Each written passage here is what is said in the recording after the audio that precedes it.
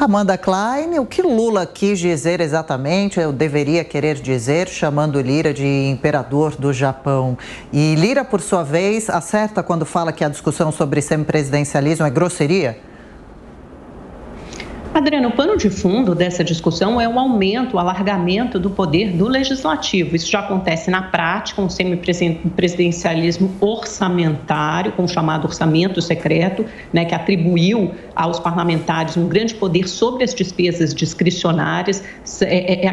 Aquela parte mínima do orçamento, que a gente lembra que em torno de 95% das despesas são obrigatórias no orçamento, e aí sobra uma parte mínima, que são as despesas discricionárias, ou seja, que não são obrigatórias, e os investimentos. E agora o parlamento, com o orçamento secreto, que chega esse ano a 16 bilhões e meio de reais, sem contar as emendas parlamentares individuais e de bancada que também são obrigatórias, tem um poder muito maior sobre esse pequeno espaço, em torno de 100 bilhões de reais, que sobra para o governo federal investir.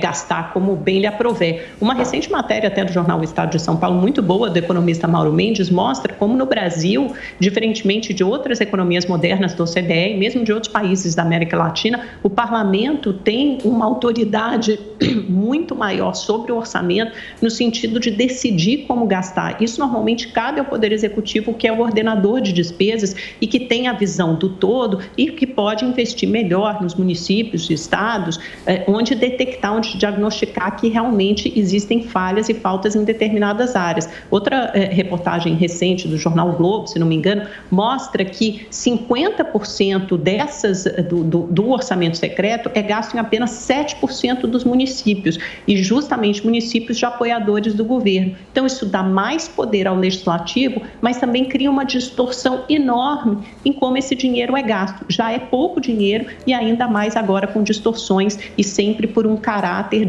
político, por um cunho político. Então, a discussão de fundo é essa: semipresidencialismo e orçamento secreto dão mais poder ao parlamento em detrimento do poder executivo, seja lá qual for o presidente que ocupar o cargo. Deve ser um debate, mais um debate para essa campanha eleitoral.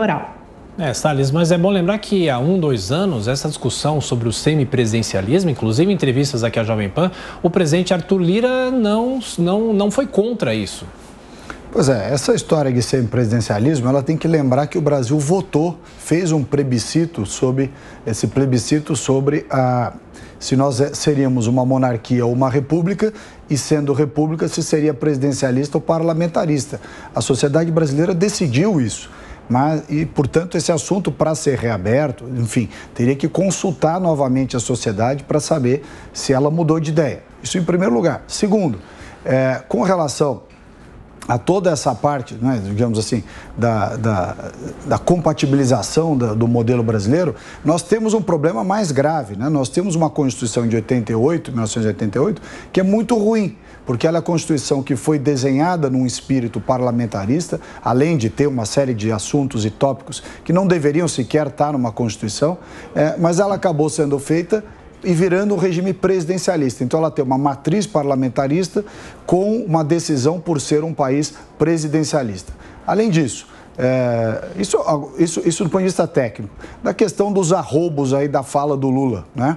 O imperador do Japão é uma figura completamente descabida. Só mostra a ignorância do Lula acerca do que é o imperador do Japão, que esse sim é uma figura decorativa, não é ele que manda no país. Seria exatamente o contrário, né? Se o Brasil adotasse o semipresidencialismo, aí sim o presidente da República seria uma espécie de imperador do Japão. Então o argumento é o contrário do que o Lula falou. Falou uma outra coisa também que é preocupante e absurda, que o Brasil precisa ter, com essas eleições de 2022, pessoas do calibre daqueles que ali estavam, né, para dar um novo norte, uma diferença política do que vai ser feito aqui. Ora, as pessoas que estavam ali naquele ambiente são aquelas que fariam o Brasil migrar para algo muito mais parecido com o que é a Argentina, né? Um país que controla a economia, que comanda preços, que não adota políticas liberais, cujos sindicatos dominam a administração daquele país, e não é à toa que o país está na bancarrota, né? Felizmente, nós vimos no 1º de maio, com a reforma trabalhista e o fim do imposto sindical, o esvaziamento do poder desses sindicatos que até então mobilizavam as pessoas pagando.